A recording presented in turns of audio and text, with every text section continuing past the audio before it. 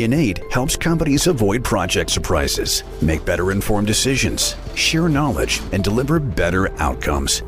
Innate, transforming the way the world builds.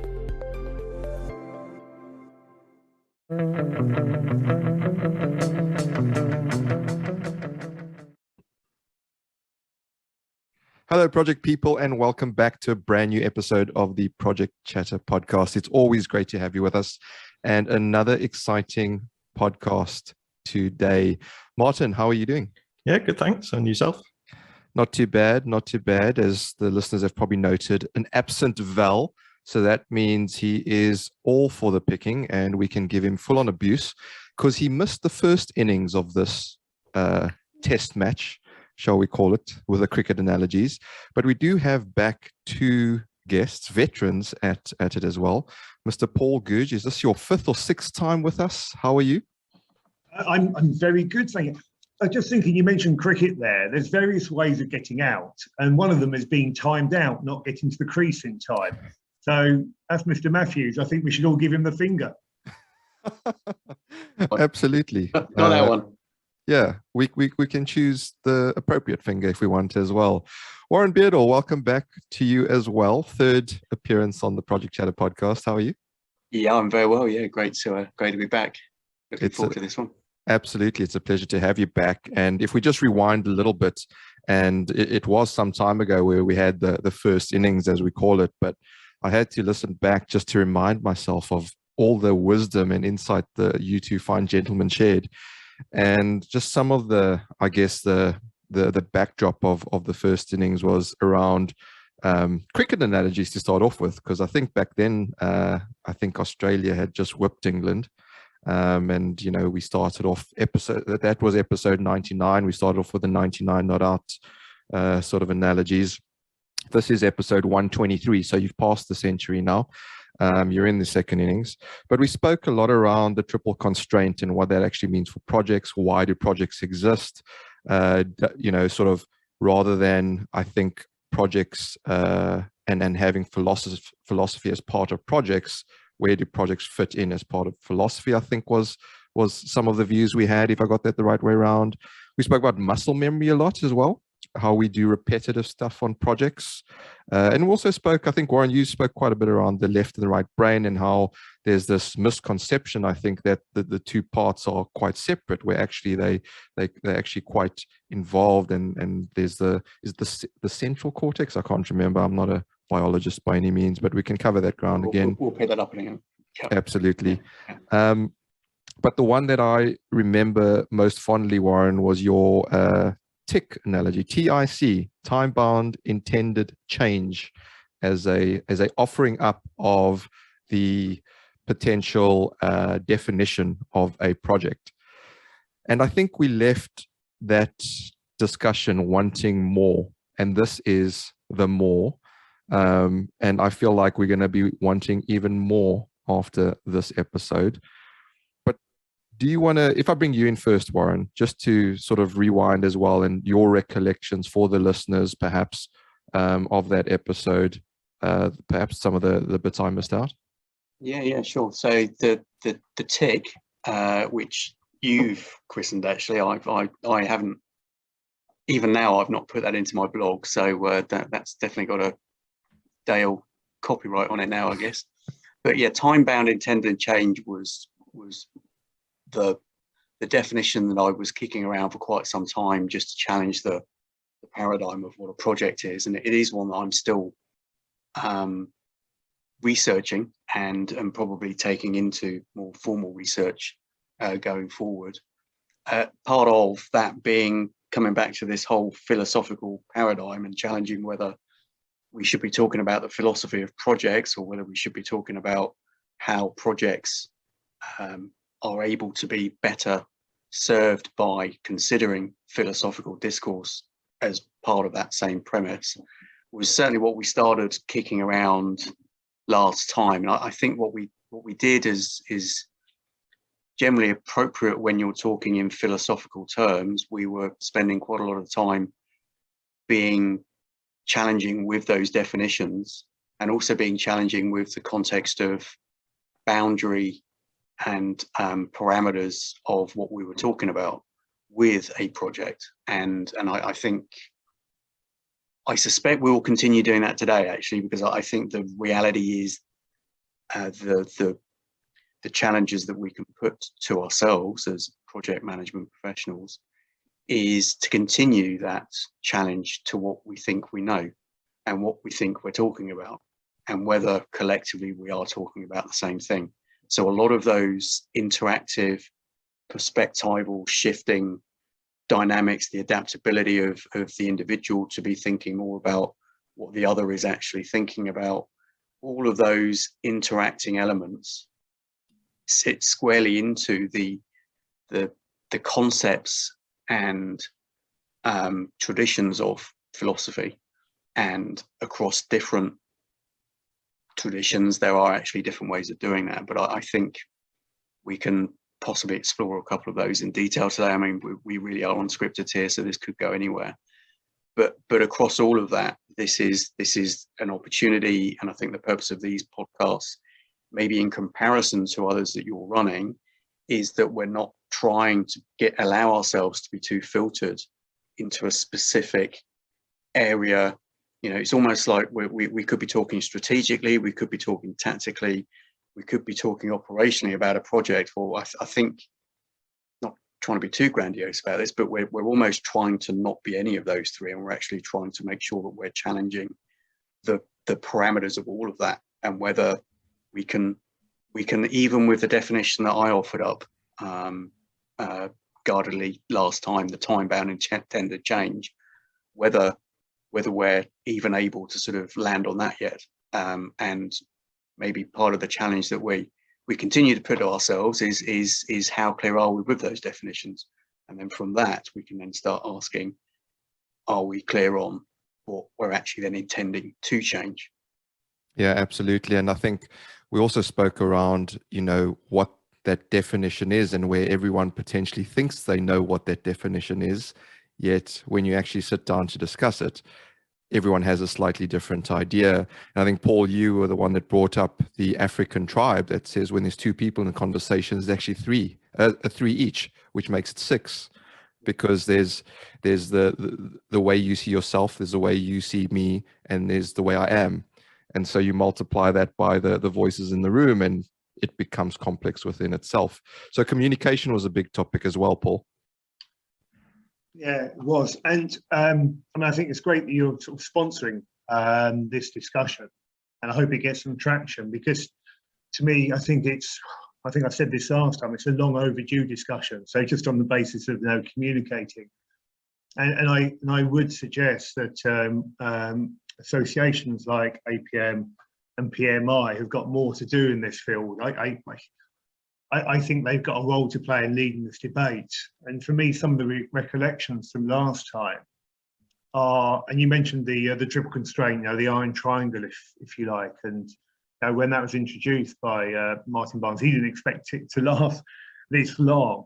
And you occasionally see articles in Project Magazine from APM and so on talking about, well, we need to think about sustainability, we need to think about safety, ecological aspects.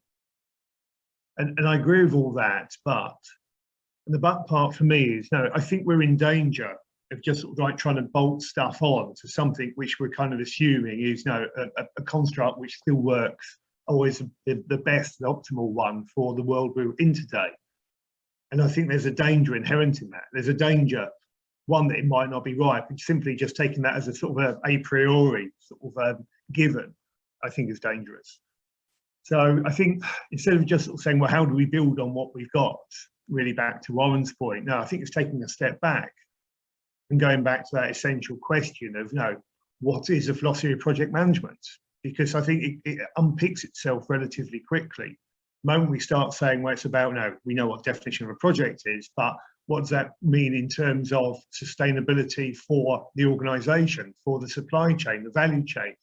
Once you put all that in, I think it becomes very problematical, which is why I think we do need to step back and just go, let's just forget the muscle memory that we talked about before. Let's try and just forget all that for this moment in time. We may come back to an awful lot of it, because it has and will serve us well. But let's just almost start again and think, well, what are we here for? Because at the moment, I mean, all of us within the profession, and it is a profession, collectively we're failing, aren't we? The record keeps showing that. And it's probably about time you threw in one of those Einstein quotes, because he was a fairly good leg spinner, wasn't he? It's that thing about, no problem can be solved by the same state of consciousness that created it. And so somehow, without indulging in illegal substances, we need to take ourselves into a slightly different state of consciousness here, I think, to just say, well, let's just go back to what are we actually here for? So I suspect between the four of us, we've got at least 5 different answers to that. Yeah. I mean, if Al was here, we'd have, no, still only 5. Anyway. 4.5, actually. 4.5, yeah. Yeah, the atrophy effect. The Matthews atrophy effect, that's what we call it. We'd have got past the rate of marginal utility that was useful at that point, yeah? Exactly, yes. Rate of diminishing returns. I think he's going to love listening back to this, guys. We haven't even started yet. I mean, yeah. We're just warming up, Val, if you listen back to this. So, yeah, that's really interesting, because it makes me think, Paul, of, perhaps you say, what? I started thinking why. So why do projects exist? And it brings me on to benefits. You go, well, why do we need those benefits? You go, well, it's for society. Or why does society need it? And, you can just keep going on the why until you actually not sure, because it's bigger than everyone that it contributes to the small constituent parts, if that makes sense. And I think, Warren, you brought up where, if you think about it, in the grand scheme of things, everything is temporary, because we're trying to control nature, and that brings in the risk elements of projects as well. And it's really interesting, because projects by themselves don't have risk. I think what we said last time is that when you add humans to it, and we have all these different views and understanding and different communication styles and miscommunication and different understandings and backgrounds and lenses on the world, we bring in this sort of almost subliminal risk or unconscious risk that we're not aware of. Yet we try and put in a box or on a spreadsheet and go, this is how we manage risk on projects. So yeah, again, there's a lot in sort of my recollections slowly coming back to me as well.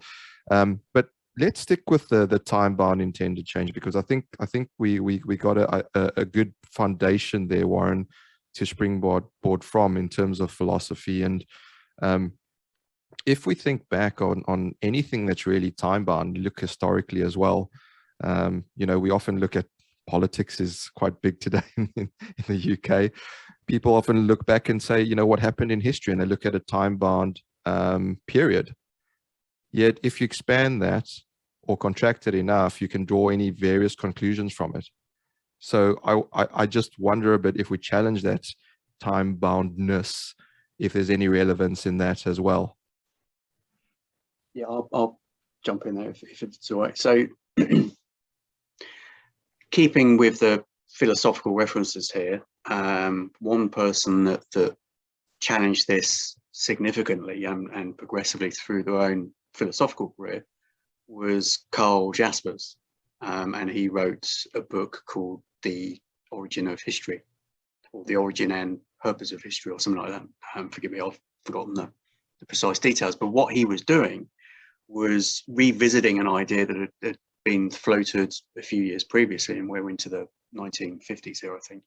But he was going back to something called the axial revolution, and he was advocating that, or demonstrating that the axial revolution, which was a period in around 600 BC through to about 300 BC, was a period of human history, and in fact was really sort of the representations of the first pivotal moment in history as opposed to prehistory, on the basis that there was recorded versions of what had happened. And prior to that moment, prior to that period, prehistory was basically where we were just going through the same routines of survival, one generation to the next. And so prehistory was literally just moving pieces on a global chessboard and bringing peoples in multiplication to a more diversified space and time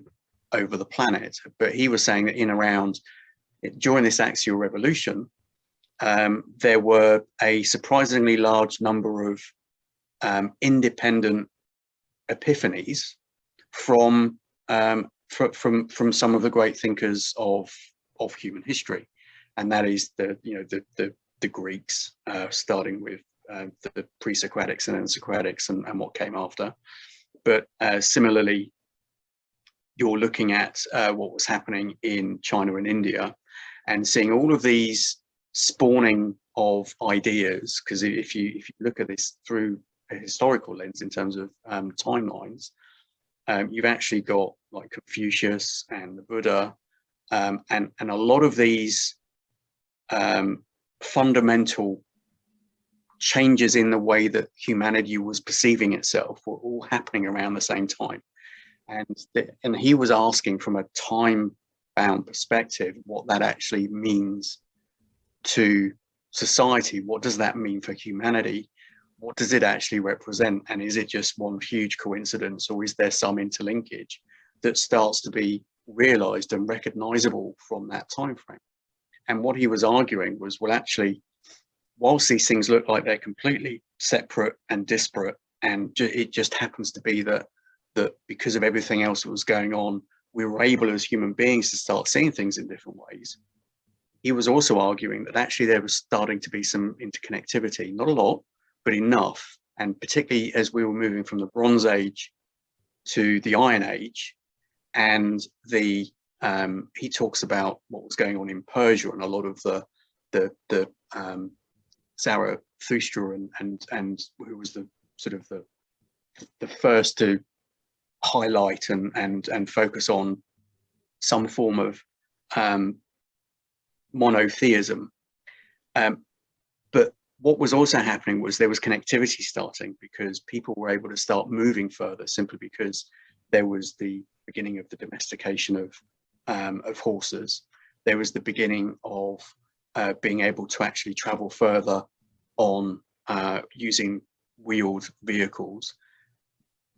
The starts of roads. But the reason that was actually starting is because people needed to start interacting more, because the reality of difference between having access to bronze and not having bronze, and then having access to more complicated metallurgy than that, was all intertwined with trade. And so people were being raided and overtaken, or they were defending themselves. And all of this interacting, questioning, and interloping of people in a time frame meant that the projects of change that people were starting to implement were starting to be influenced by each other through trade, through discussion, through therefore sharing of ideas, through sharing and maybe debating and going to war over ideologies. And this suddenly sort of emerged as difference, as change, as history, because there was recording of it starting. The written word was starting to actually be realized. I mean, metaphors or stories like the Tower of Babel are supposed to be about the separation of everybody and no one can actually speak to each other anymore. All of which, if you follow biblical interest and all this, there's lots of synergies in a lot of these stories.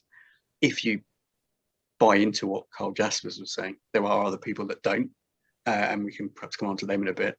But coming back to what is time bound in that context, it suddenly creates some lineage of history of what's happened before and what that means going forward, and the sharing of knowledge, the expansion of knowledge, the repetition of knowledge, the storage of knowledge that can be shared to the next generation and future generations. There's no coincidence we know so much about the Sumerians. They were one of the first to actually use clay as a means to actually write, and on that basis we know more about them than we perhaps do about some of the early history of the Egyptians, because they used papyrus and doesn't last, so we know less about them. But all of these things start to become intertwined, and so those early projects, those projects of survival, those projects of trade, those projects of development and learning and sharing and conquering and arguing and bickering and genocide, because I'm sure there was plenty of it in all contexts of the word, all of that becomes intertwined in a history, in a shared ownership of something that didn't exist in prehistory, simply because we don't know about it. So time bound in that regard suddenly makes some finite understanding of what would otherwise be just an infinite repeating process of one generation to the next. So that's a very esoteric response to your question, but I hope completely in keeping with the philosophical bent that we're aiming for in the next hour and a bit. No, absolutely. And in keeping with the cricket analogies, Paul's been sitting at the non-strikers end there watching you hit some 4s and 6s, and we'll take a quick single and put him on strike. Yeah, I suspect you're taking a quick single off the last ball of the over, so I'll be watching again very soon. But, you know, that way I get to be not out at the end, don't I, if I keep this up? So I think that poses some, I think a couple of interesting things, problematical things automatically come out of that for me, Warren. Because if we take your the way you characterize prehistory to history and stuff getting written down, and you talk about the Sumerians and, you know, cuneiform script and everything, and I think there are analogies to sort of the modern world here. So we have this thing about sort of canonicity and consecration. So when stuff gets written down, it assumes some sort of material and utility. It gets some sort of knowledge is imbued in it because, and just because certain people say this is what happened and this is how you interpret things that get written down, they have a mediating influence on this, which, you know, isn't necessarily correct. I mean, history, as they say, is written by the winners. But if we're not careful, now those are the books we read.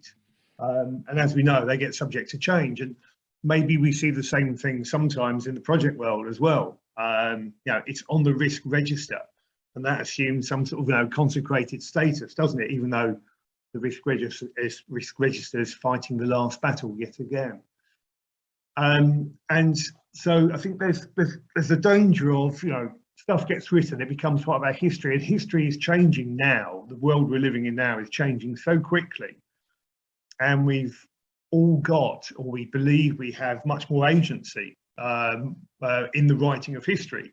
I mean, the opportunity now for people to put out on various, I think it's something called social media. Martin can talk to us about it. I'm not sure it's going to catch on, but I understand it's a thing at the moment. So everybody has the opportunity to rewrite history, their own history, the history of the world, possibly indulge in something which I believe is called alternative facts. So now, what is history? What is reality? What is facts nowadays? That is taking on a dimension of its own. And you talked about connectivity, which is sort of the other second of the two things I took away. And so, you know, as people became more connected, they needed to have some structure to their connections to make some sense of it. And I guess the challenge for us is that the models and structures that were being used at the time for connecting people, have they outserved their purpose, their utility now? With the way that we are so interconnected and the dynamism associated with that, there's a danger that the structures we've held on to for a long time, it's the equivalent of making typewriters and traction engines. Now, is that what we're doing nowadays? Is that our profession nowadays? You know, determined to make an even better typewriter when the world's not clamoring for them. So I think we've got some sort of equivalent of Moore's law here, I think, perhaps, you know. Dale, thank you for reminding us, or certainly me, of what I said about, you know, the Africans meeting and the multiplicative effect of that. And when you put that into a context of the ability for people to interconnect, I question whether the structures that we've held on to that have worked for us are suitable for the world we're now in, suitable for the world we're in yesterday, because I'm not sure they are. So I take the building blocks, absolutely, Warren, about, you know, the ability to put stuff into writing, you know, to give it some sort of consecration, to use my word, and the importance of connectivity. I I just wonder if we're missing a trick on. No, are we giving ourselves some full sense of confidence that because we kind of understand it and we know how we've got to where we are, does that necessarily mean we know what we need for the day after tomorrow? It sounds like a good title for a film, actually. Yeah, I think there's a lot to that, Paul. I think the challenge. I think even that challenge isn't actually as contemporary as we. I mean, we all think that we are in the moment of the cutting edge of transition of humanity, and every generation actually supposedly thinks that same way. So yes, we now have very different sets of challenges than were being represented when maybe a lot of the modern project management thinking was first rearing its head from the just post the Second World War, when things like Hurt and Rand were Gantt charts came out, and Polaris and all of that was starting to have its influence, but coming back, but using that as a reflection back on history, if you like, in terms of the innate link between our momentary time and our interconnectivity, and having to sort of, it's not enough to just understand yourself. You need to understand your place in the world. What was happening in that post Second World War era was just a massive upheaval of people and culture and thinking and normality, in the ugliest sense of mid 20th century normality, and a lot of brain power and a lot of thought was suddenly finding itself in one place. A lot of it was suddenly finding itself in the sweet spot of new ways of thinking, which had been brought together because of the Manhattan Project and all the rest of it forcing its way into being. But also thereafter was the start of the Cold War and all of that motivation, and driven around the military industrial complex, I think as Eisenhower referred to it. All of that was happening straight after the Second World War. But the way in which project management and a lot of mathematical and psychological modeling that has come about since all happened because of that aggregation of people in a small space. So you can go right back to this idea of the axial revolution, 300 BC, and say, well, in a very different perspective and context, there was that connectivity that didn't happen previously in the same way, and communication being motivated because of different things and different pressures and external realities at a moment in time, that created a whole raft of new ways of running mathematical ideas. A lot of probability theory was changing and being challenged around that early time as well. And obviously Monte Carlo analysis and everything is privy to all of that when all of the PERT stuff was going on. But amongst all of that, you still have the reality of what's going on right now, but only because of what else was happening at the time. So if we think we're in a difficult space today, well, there's been plenty of difficult spaces previously, and coming back to the sort of the planetary issues we now have, we are now more globally connected than we were in the early 50s, although it was starting to become much more global. We'd had 2 world wars by then, so there was definitely more awareness of the planet as a whole, beyond the terribleness of the history of the Europeans for 300-400 years prior to that. But all of that does in some way link us together, link us to our past, and if you can make a connection to something as profoundly different as what was happening in 300 BC to now, then I still think there are lots of other lessons we can learn from history and from the realities. And I don't mean history in the context of knowing who the kings and queens and and the famous people of a time were. It's actually understanding the dynamics, the processes, the interactions of trade and aggression and migration, and all of those massive global senses of change that I think still do inform part of our challenges going forward. I mean, our challenges going forward are the immediacy of information, the inundation of information, and the clarity and capability. And by the way, propaganda theory also came about in the early 50s. That was Yale and Haviland demonstrating what the primarily the Germans, but I mean, we were doing it well as well, sort of in response. All of that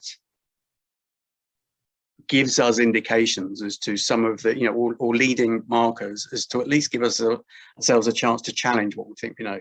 And I think bringing it right back front and center into project management, I think as humanity, one of the things that we consistently get wrong and consistently fail to do is learn from our mistakes and learn from our learn why certain things worked and why others didn't. We don't learn from history. And if there's anything that I've found over my time in and around project management, is we are absolutely terrible at sharing the good and the bad news around lessons learned in a project. And where it is done well, it is almost never done well in the context of the project. It is done well by one of the parties in that project. And very often, the motivations for learning those lessons is so that they are in a better place to better enable themselves to win a zero-sum game next time. And so when you start looking at those sorts of interactions and coming back to philosophy again and looking at a different type of paradigm, existentialism and people like Heidegger, where they're actually talking about the reality of what being is in the context of humanity and existence, which is very different to substance, and it's very different to what a tool is. What being is and being human is very much interacting with each other and our environment. And that's history. That's now, that's our future. That is what we do. We are beings that build, and that's Heidegger as well. We are beings that build, and we are beings that are aware of being. And what's the other thing he says? To exist is to know you think, but to know you think you think you think. I think there's a lot going on there. But the point is, we are able to recollect our history. We are able to abstractly acknowledge what we're about now, and we use all of that to predict, badly sometimes, but there is a lot of argument to suggest we do have a lot of Bayesian capability to use that sort of probability to our advantage, very often in the wrong ways. But that brings all of our history and some of our prehistory and all of that dynamic change over time into the same, at least into the same language as what we're doing on a project. And maybe some of those projects interact, and maybe some of those projects are actually failing simply because we're failing to see the interconnectivity of all of that. I'm not saying that everything is connected and could be predicted, and I've got no sort of leanings towards saying that if we had a good enough mathematical model, everything could be predicted. But what I am saying is there is past experience, there is lessons learned that we all know we should capture and we don't. And we all know that we are ultimately feeding ourselves before we're feeding everybody else. And that includes the knowledge that we're gathering on the last project and next. So you're saying we're quite bad at learning from lessons on projects. We've got, I think I read there's 542 billion of projects under the government major project portfolio at the moment. Quite a lot. We've got a big example of Crossrail finishing now. If I bring us into the here and now, what what can we do in the short term to learn these lessons? We've got armies of people who have worked on this project, tens of thousands of people with it's all good experience that they've learned good and bad lessons on it. What can we do now before we start to do those more philosophical challenges that you're also suggesting that we absolutely need to do? Well, it's habits and it's insights and it's motivations, and making sure that all of those are connected to the right reasons for doing these things. And I mean, a challenge I'd put to anyone who's running a lessons learned workshop is, who have you actually got in the room? Who have you actually brought in, and for what reason? And I would lay that charge to the IPA, for example, because I know I've listened to some of the IPA discussions over the last 18 months, 2 years. I've reviewed their playbook and all the rest of it. But one of the things that was actually said and conceded in discussion was that when they're running lessons learned, they're running lessons learned for the IPA, and they're running lessons learned for the government entities that are connecting to the IPA. But I'm not going to criticize the IPA for that, because when I speak to my contractor mates and when I speak to other people who are maybe doing these things, because I still think it's just done woefully less than it should be, everybody is capturing their lessons learned. So everybody's, but this is because we consistently still work these zero-sum games in a project. We don't need to be running zero-sum games if we are trying to make everybody part of a success in a project and keeping everybody whole. Coming back to sustainability, it's not just sustainability of the planet, although that's clearly, we don't get that right, the rest of it's pointless anyway. But it's also the sustainability of the supply chain, sustainability of the construction industry. It's the sustainability of the way in which we are bringing new projects to market. All of those elements become part of the same premise. And so, to answer your question, Martin, what can we be doing now? We can be simply trying to capture those lessons in a way that represents the collaborative effort that everybody tongue-in-cheek says we are about. If we're collaborative in how we collect those lessons, and that includes the data that we've collected on these projects, because that's our biggest challenge going forward now. Who owns that data? Well, why does anybody own that data? Why is that data not actually part of the project learning for all projects going forward? And the answer to that is because everybody thinks they've got commercial advantage by capturing their part of the information and not giving it to anybody else. So all of that becomes part of that same set of real lessons of history, that we are colloquial and we are in competition, we are collaborative and we're cooperating. And by the way that we capture our lessons and the way we learn from those lessons is actually setting the platform for what we're doing next. So everybody who isn't doing lessons learned, start. And if you are doing lessons learned, ask why you're only representing yourselves when you're running those workshops. Do you think we've become more short-term as an industry or as a culture almost? I think before the pod we talked about leadership and certain leaders in the country. Maybe I don't think we've ever not been short-term, have we? I mean, that's is that throughout history? Is that kind of always been the case? That here and now, divide and conquer, and fight over the finite. That's what we've always been about. But we're now in a sustainability crisis. We can't be competing over the finite. We need to be making the finite less finite and finding ways to share it and live on it.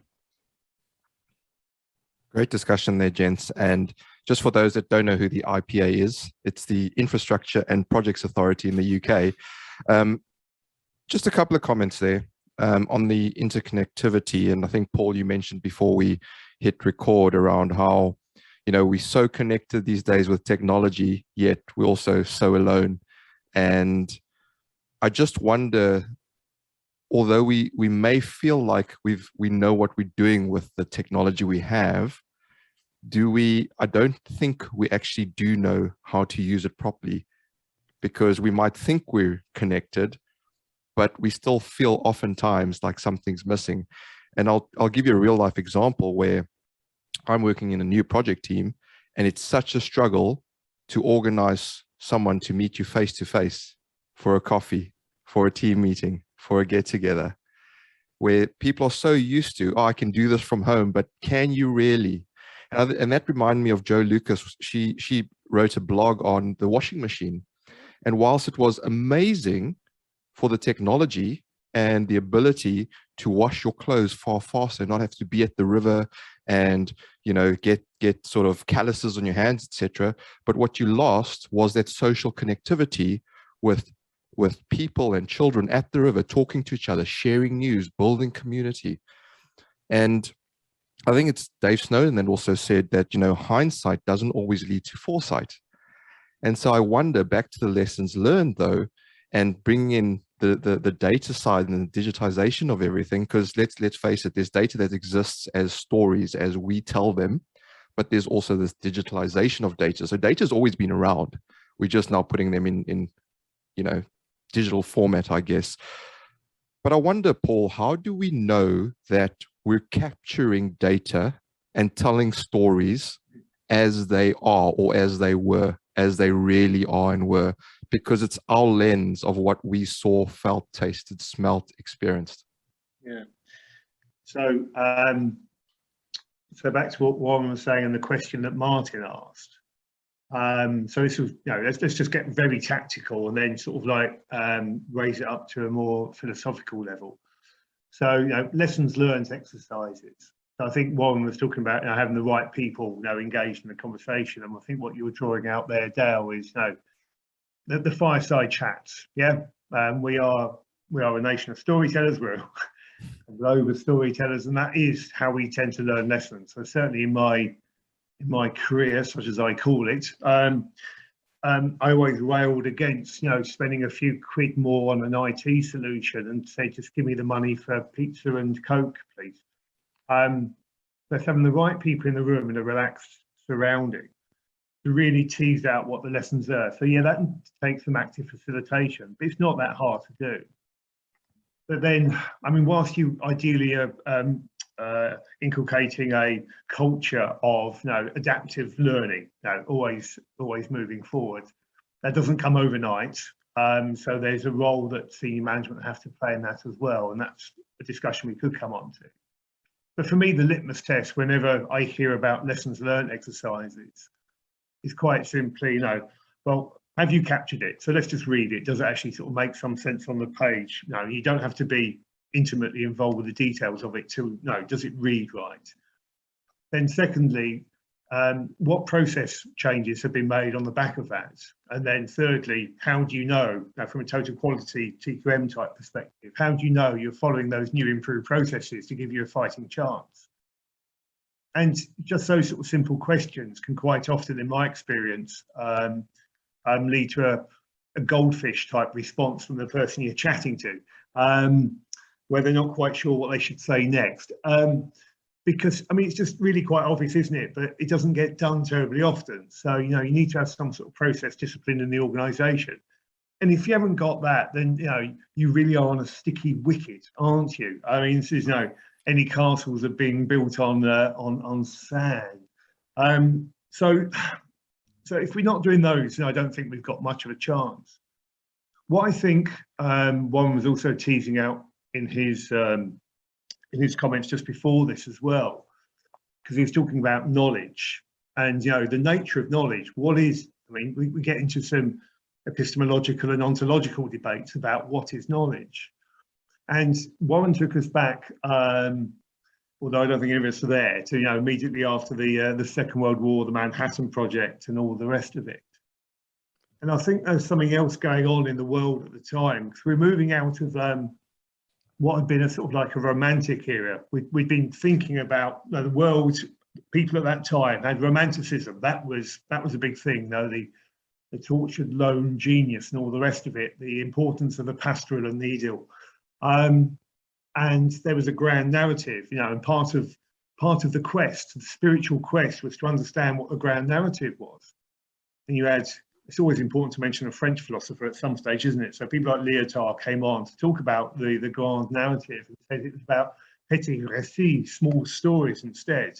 And so we moved into modernism and now postmodernism, arguably post-postmodernism, discuss. But postmodernism was about, there is no grand narrative. No, we are constructing the world as we go along. So previously, we had a structuralist approach where we thought, no, there's some grand design. Our job was to understand it. And now we say, well, no, that's not the case. We are building it as we go along. It's a constructivist stance. So when that comes down to, we talk about knowledge, we need to think about how do we, as a team, as a project, as a society, understand what knowledge is. Because back to the previous point, we've all got the ability to redefine knowledge now. So when we're talking within a project construct about learning lessons, about what knowledge have we gleaned, we need to just dig a little bit deeper to understand, you know, what philosophical background we're coming from here. Because sometimes we take a stance that, you know, it is part of some grand narrative, and it's not. So if we are just making it up as we go along, if each of us are individually doing that, then we need to, at that micro level, that individual organic level, understand what it is that we understand by that. Because the danger is we'll go out the room having very different views. So what actually would we have collectively learned, if anything? So I think, Warren, that's where, you know, what you were talking about brings out that sort of, well, ontological debate for me.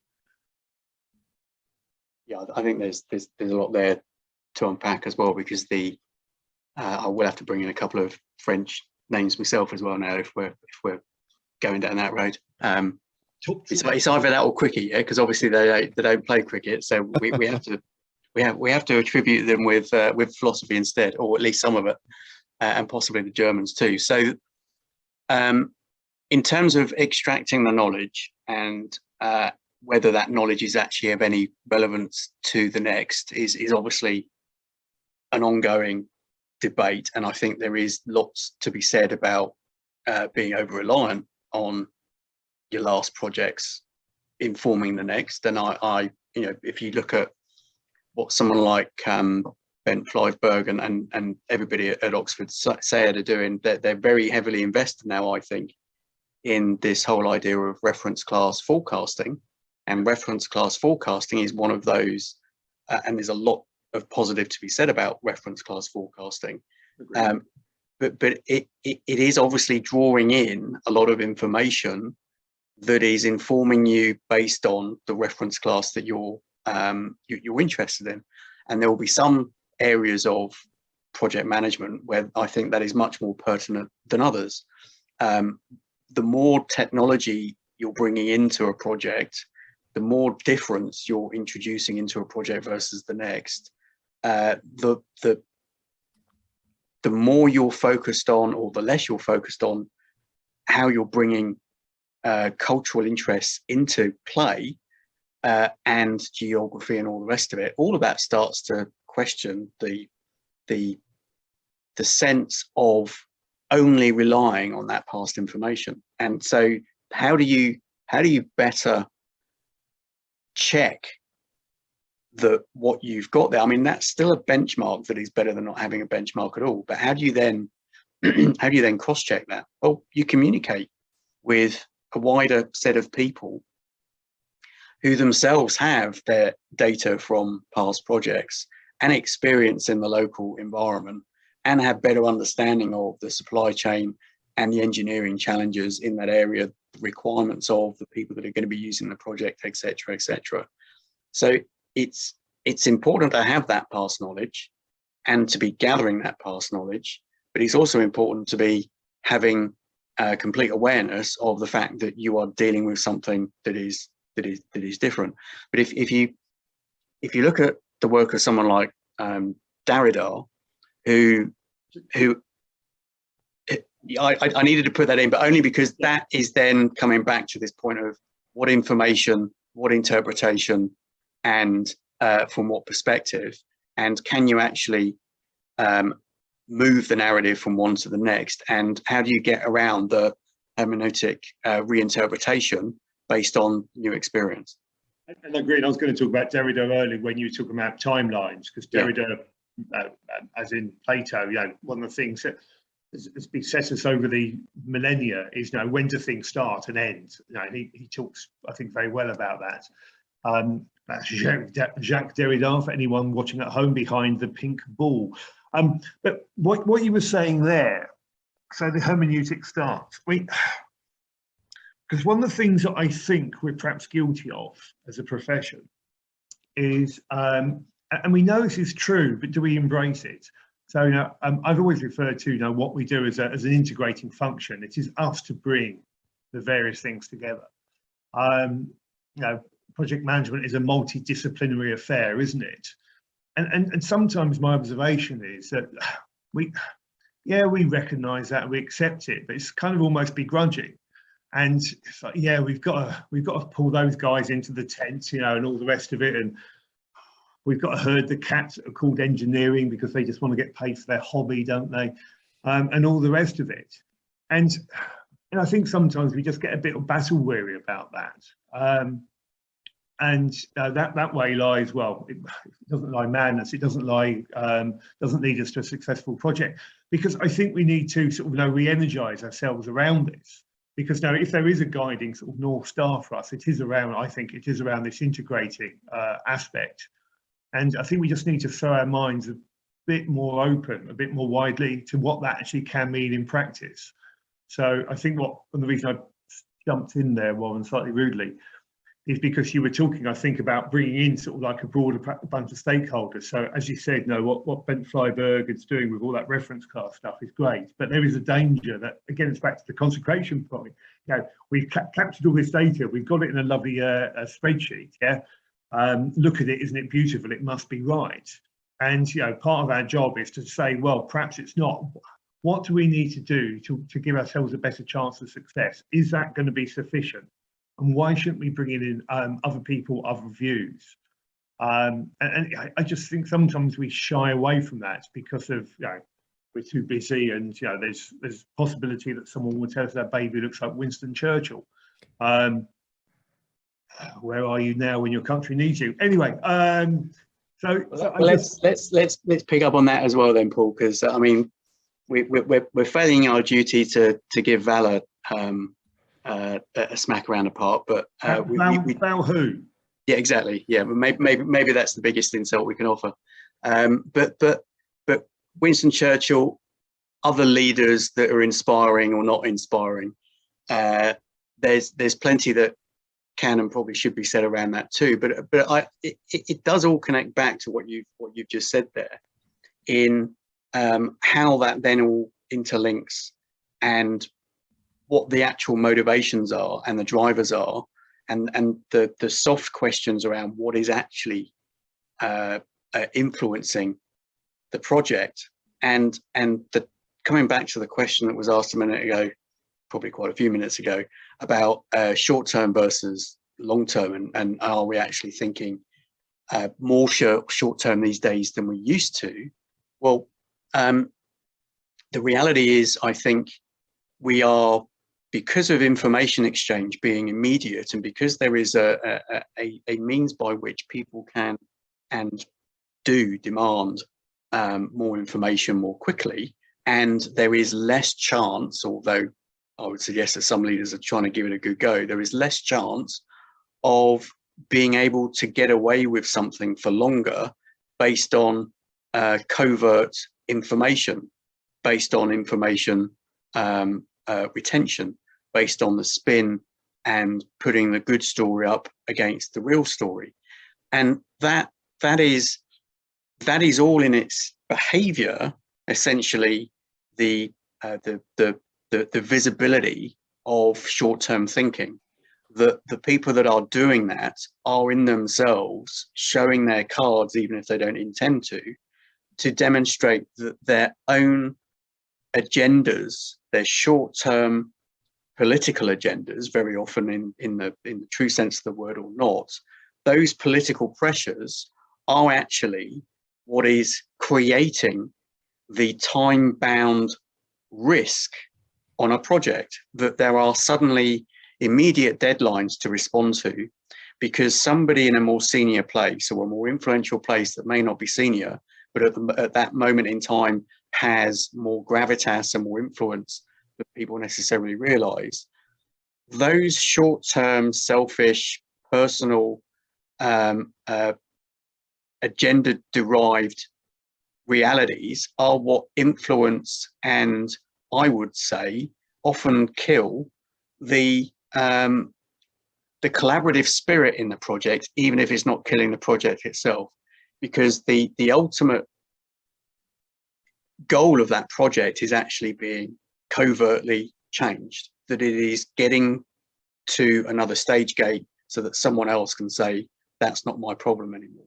And those institutionally derived, socially, habitually normal things to be doing, because of the way we remove the innate motivation in a project and replace it with financial motivation that is, I mean, I could spend hours talking about the psychology of that.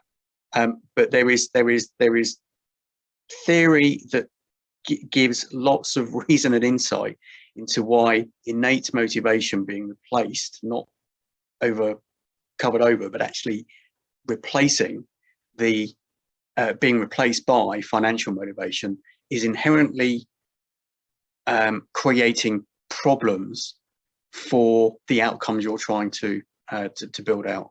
And so with the Winston Churchill comparison to other comparisons we could make right now, and I don't know if we had any money on this, but I'm definitely not going to say names, but I'm hopeful that people know what I'm talking about.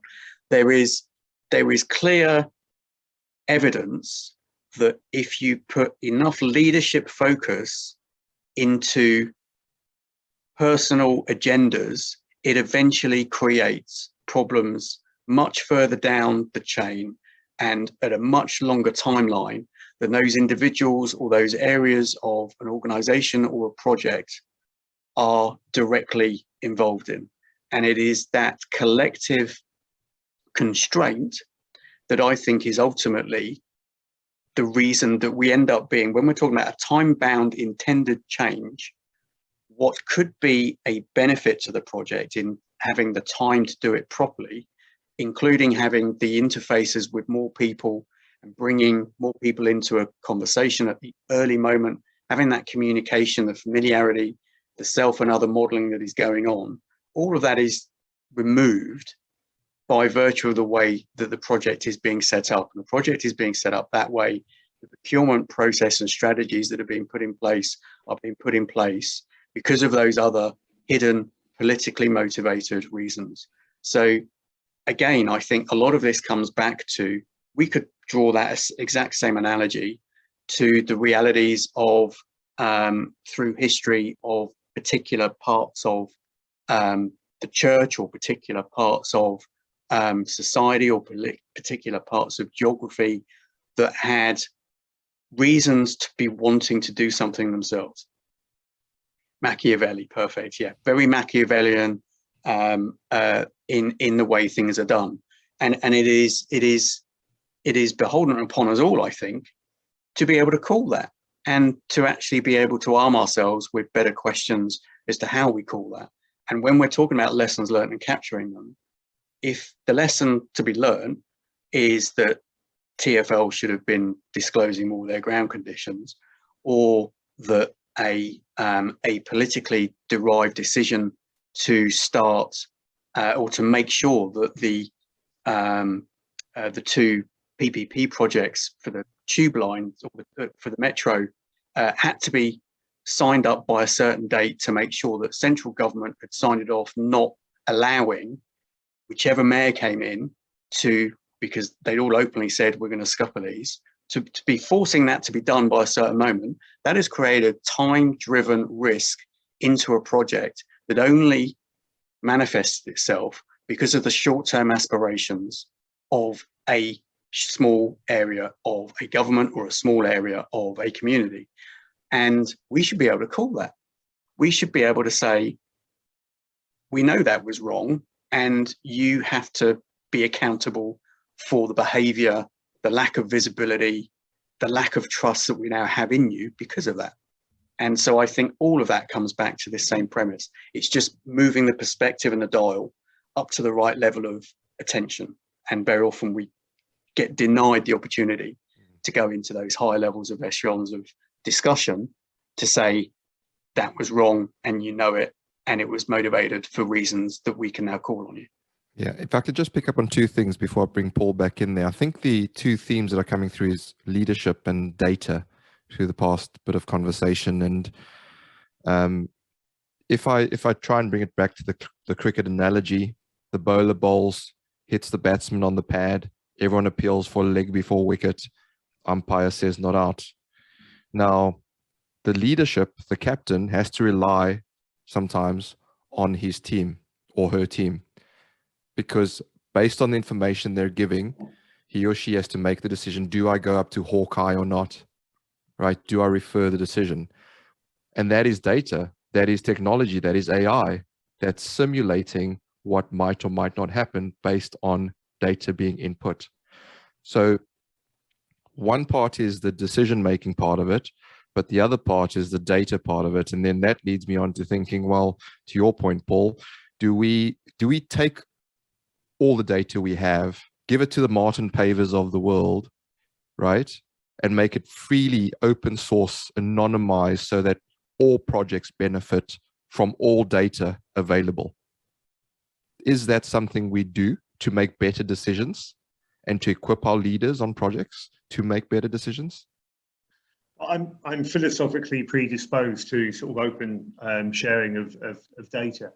I think the idea that okay, very, very rarely there are good reasons to retain stuff within your own, your intellectual property within your own walls and stuff. But if you're not careful, you're just sort of like pickling it in aspic or something, and its utility value runs out fairly quickly. So I'm much more in the open sharing innovation space.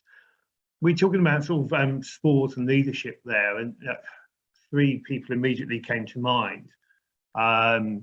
All of whom had a degree of success. So Arsene Wenger, manager of the mighty and glorious Arsenal, Brailsford with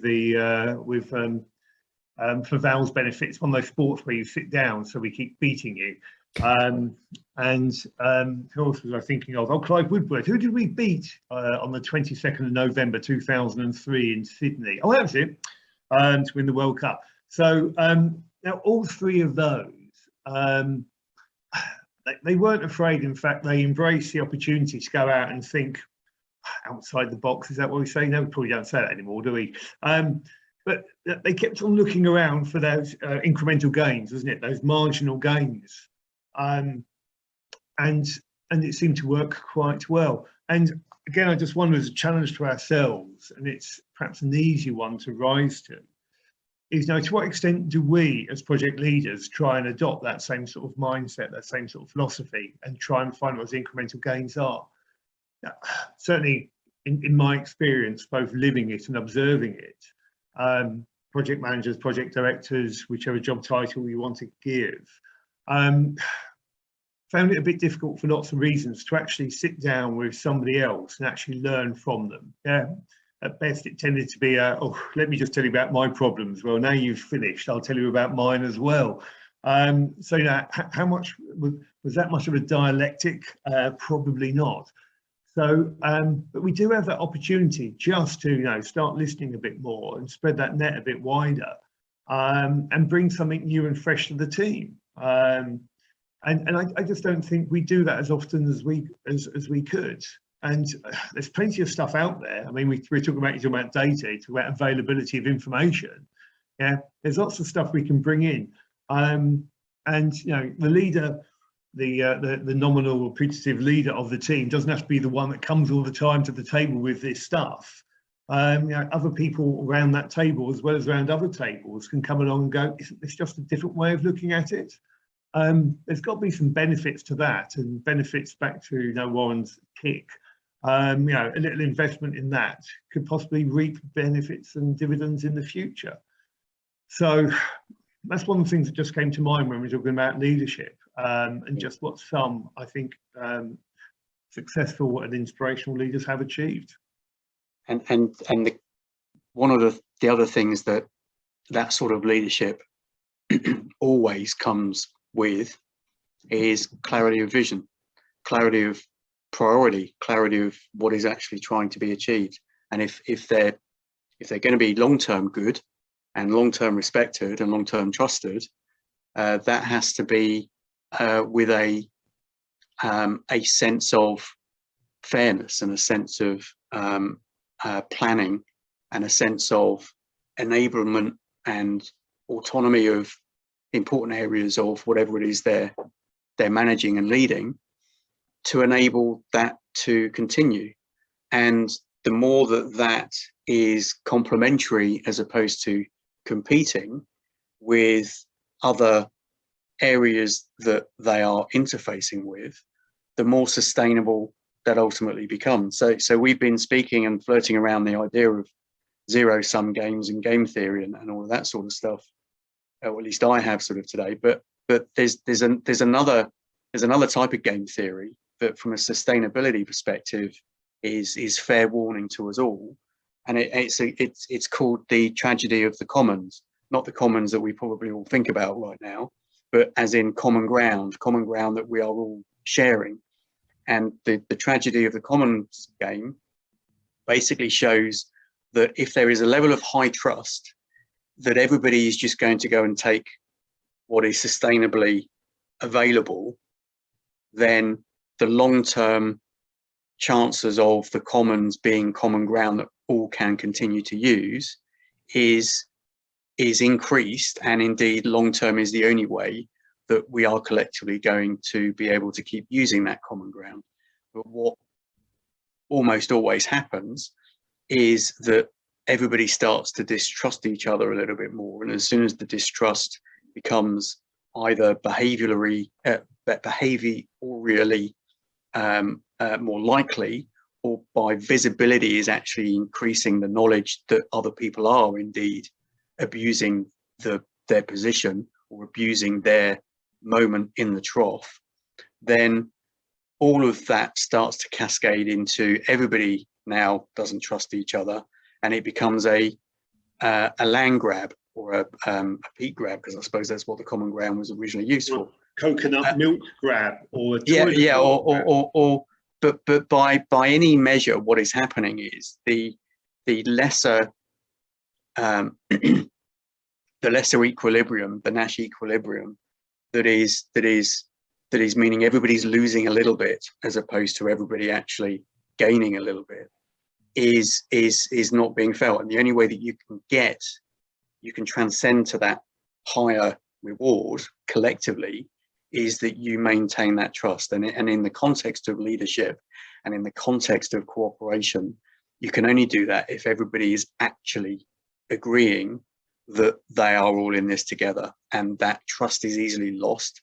It's extremely difficult to maintain, and I think it's the perfect metaphor, the perfect representation of game theory to reflect on the sustainability problems that we have both economically, socially, and environmentally in both localized and global context. And the only way we get that right is if we maintain the ability to have that high level of visibility and that ability to have behaviors checked, behaviors controlled, or if not controlled, at least be able to be seen, so that there is authority to call foul on those that aren't playing fair.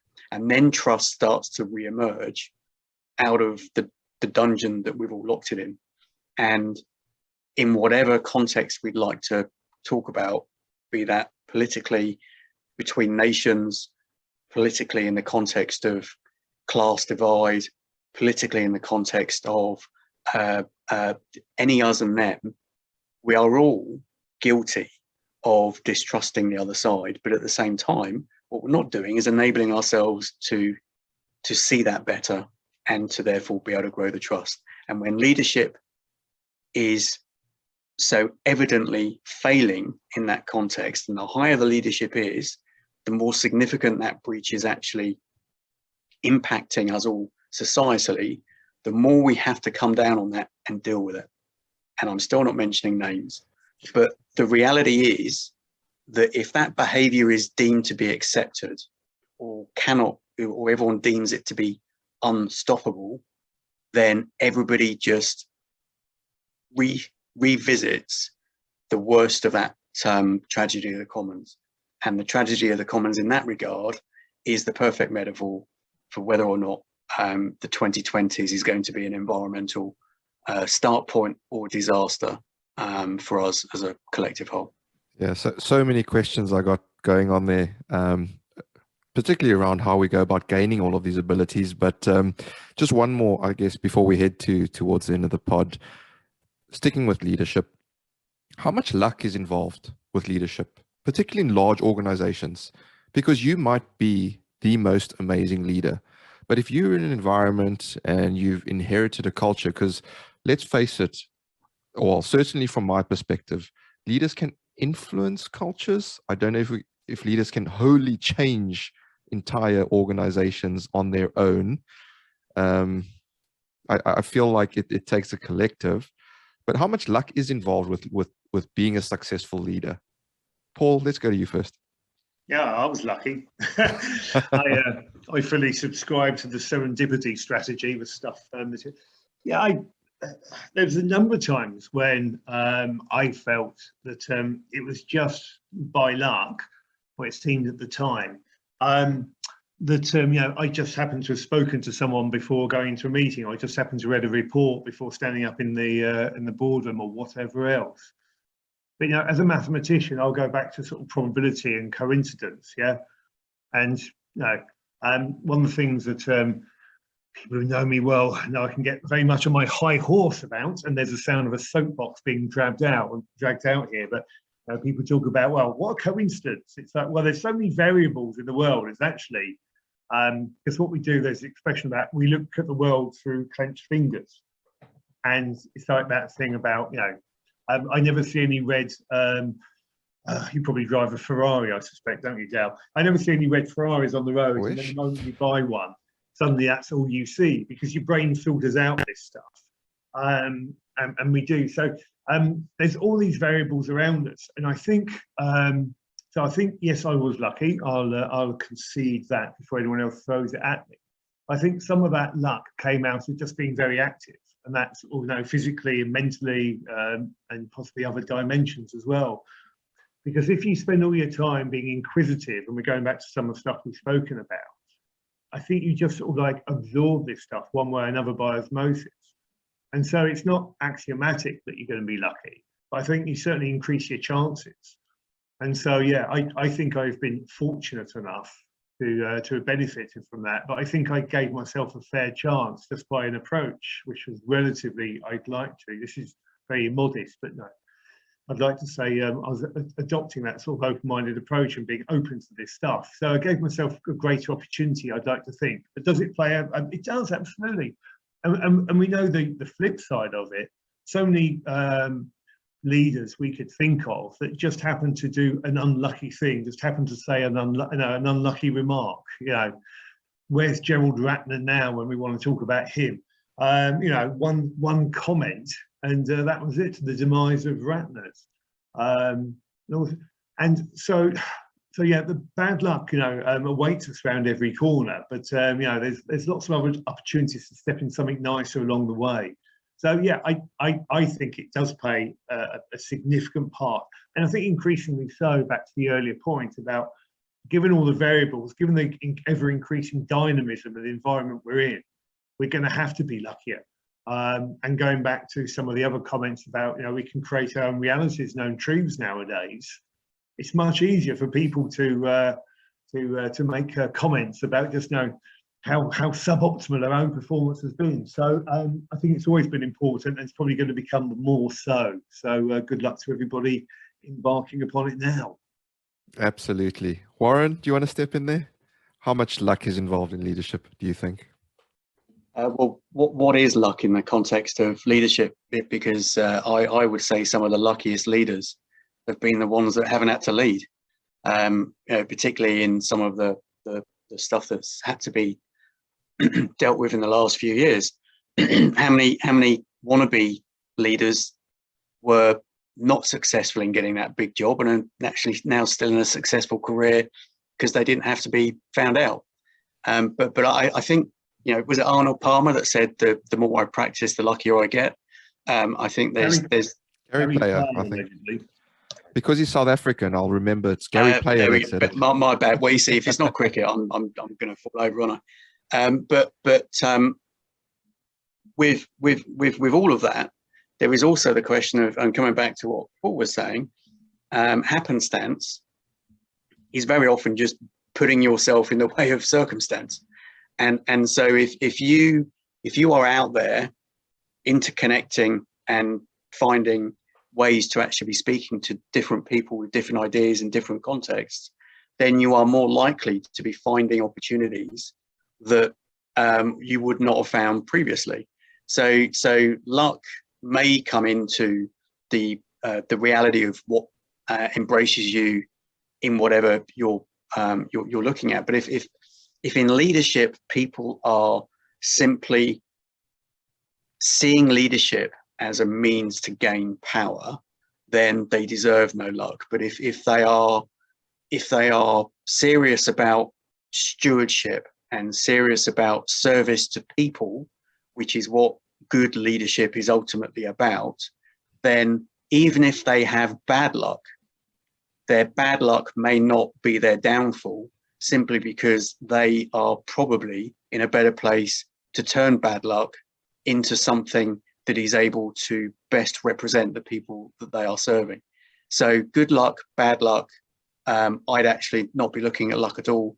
I'd just be looking at the temperament, attitude and motivation of the people that we're talking about and saying, well, nobody could have done that better, or everybody could have done that better, because you've done nothing but try and look after yourself.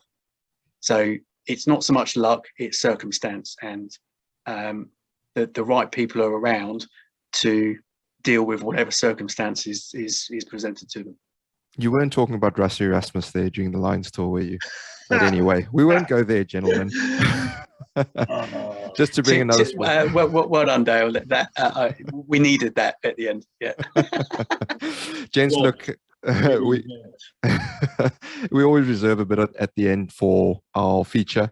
You both have been through a number of DTIs, defend the indefensible. So we'll skip that for you. And Martin's whipped up a new set of fivers for you to take you through your paces. So quick fire quiz, Martin, if you're ready. Okay, I appreciate you need to leave quickly, Paul, so let's make it quick. 5 quick fire questions. So I'll go Warren first, then Paul. So if you're both ready.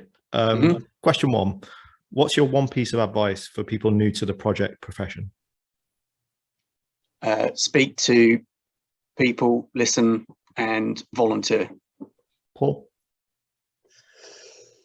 Trust yourself. Number 2, favorite French philosopher? Warren? Eric Cantona. Warren? Well, it depends on the day, but Derrida today. A French Algerian, so yeah, could be on the border there. Having Googled that halfway through the podcast. Number 3, are good leaders born or made? Warren?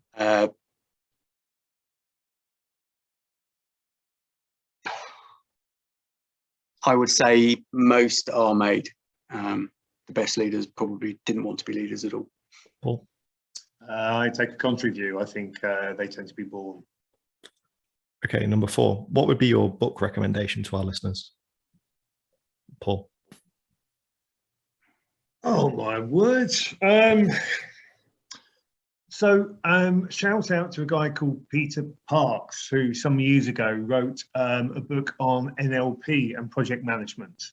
And I think NLP is a very valuable resource to have, and it fits in with some of the stuff we've been talking about before. So yeah, NLP is it's I think Warren maybe even going to get it off the bookshelf.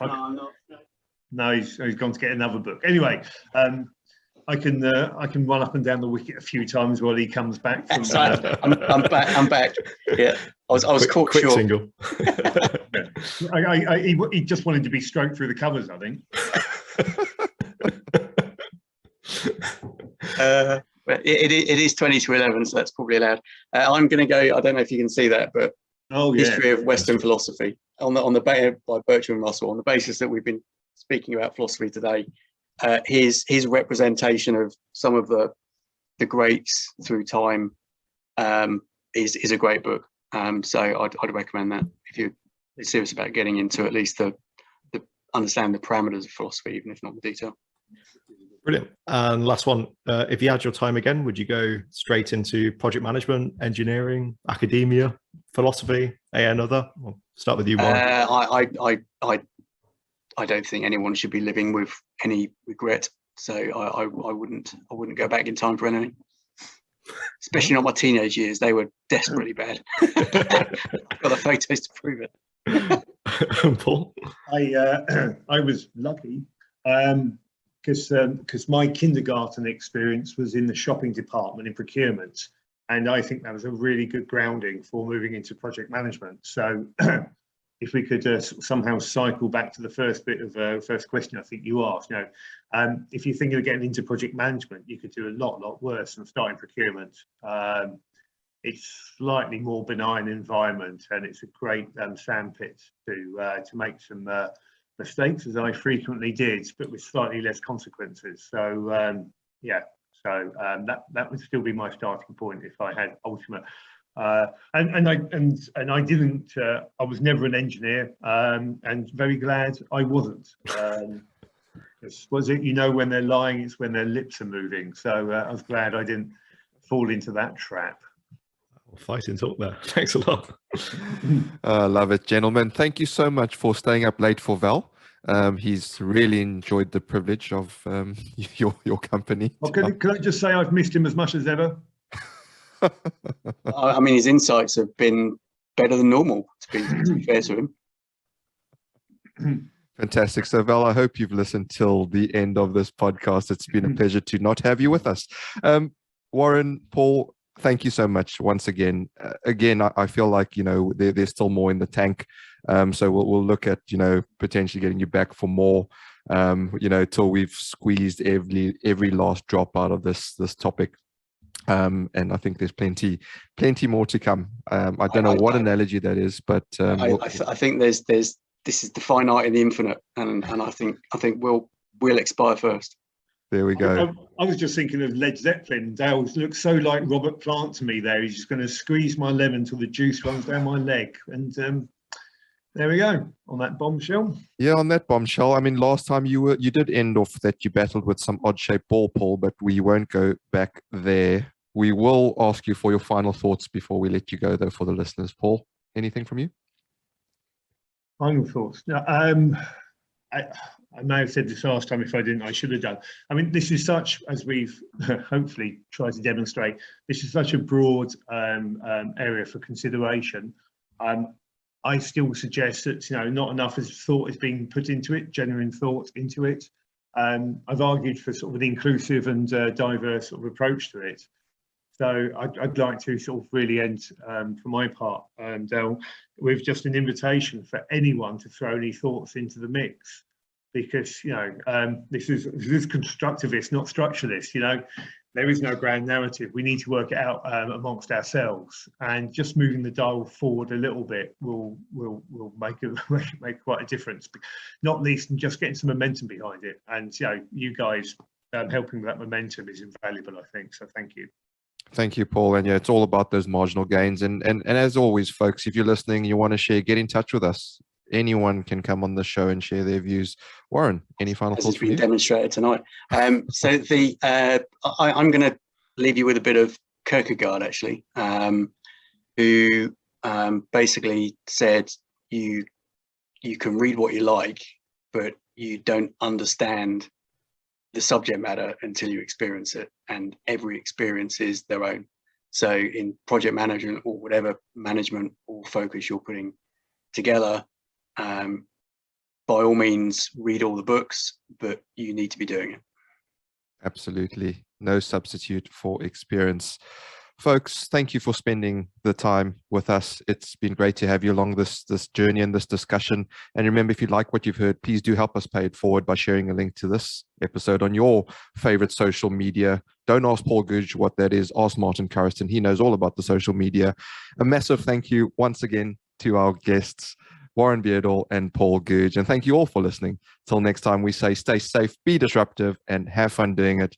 From me and Martin, it's bye for now.